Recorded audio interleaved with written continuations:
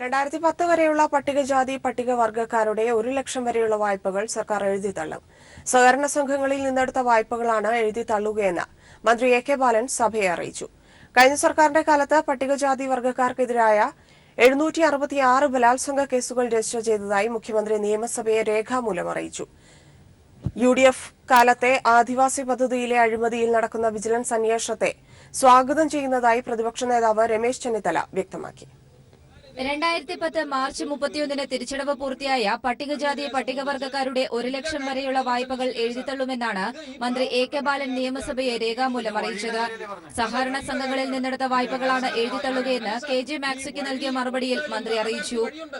2014 വരെയുള്ളവരുടെ കാര്യം സർക്കാർ പരിഗണനയിലാണെന്നും മന്ത്രി വ്യക്തമാക്കി. UDF സർക്കാരിന്റെ കാലത്തെ ആദിവാസികൾക്കായുള്ള ആശിക്കും ഭൂമി പദ്ധതിയിലെ അഴിമതിയിൽ VM സുധീരന്റെ കത്തിന്റെ അടിസ്ഥാനത്തിൽ വിജിലൻസ് അന്വേഷണം നടക്കുന്നതായി മന്ത്രി എ കെ ബാലൻ പറഞ്ഞു.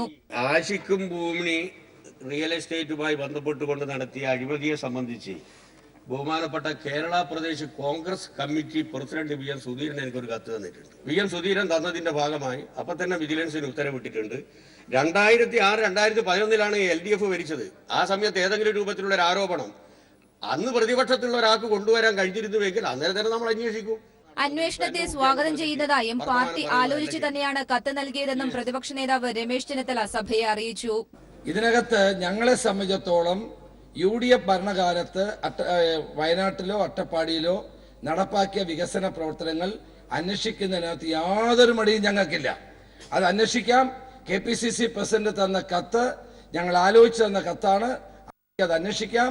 അന്വേഷിച്ച് ഏത് നടപടി സ്വീകരിക്കുന്നതിന് ഞങ്ങൾക്ക് യാതൊരു എതിർപ്പുമില്ല. കഴിഞ്ഞ സർക്കാരിന്റെ കാലത്ത് പട്ടികജാതി പട്ടികവർഗക്കാർക്കെതിരായ അതിക്രമം തടയൽ നിയമപ്രകാരം 766 ബലാത്സംഗ കേസുകൾ രജിസ്റ്റർ ചെയ്തതായി മുഖ്യമന്ത്രി പിണറായി വിജയൻ നിയമസഭയെ രേഖാമൂലം അറിയിച്ചു. ഇടുക്കി, വയനാട്, മലപ്പുറം, കാസർഗോഡ് ജില്ലകളിലായി 13 കേസുകളിൽ 15 പേരെ ശിക്ഷിച്ചതായും മുഖ്യമന്ത്രി വ്യക്തമാക്കി. News bureau, Thiruvananthapuram.